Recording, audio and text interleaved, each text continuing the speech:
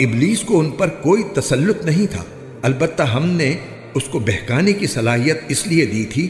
کہ ہم یہ دیکھنا چاہتے تھے کہ کون ہے جو آخرت پر ایمان لاتا ہے اور کون ہے جو اس کے بارے میں شک میں پڑا ہوا ہے، اور تمہارا پروردگار ہر چیز پر نگراں ہے۔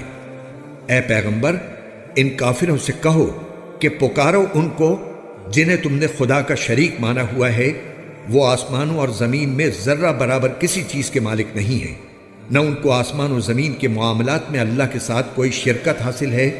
اور نہ ان میں سے کوئی اللہ کا مددگار ہے، اور اللہ کے سامنے کوئی سفارش کارآمد نہیں ہے سوائے اس شخص کے جس کے لیے خود اس نے سفارش کی اجازت دے دی ہو،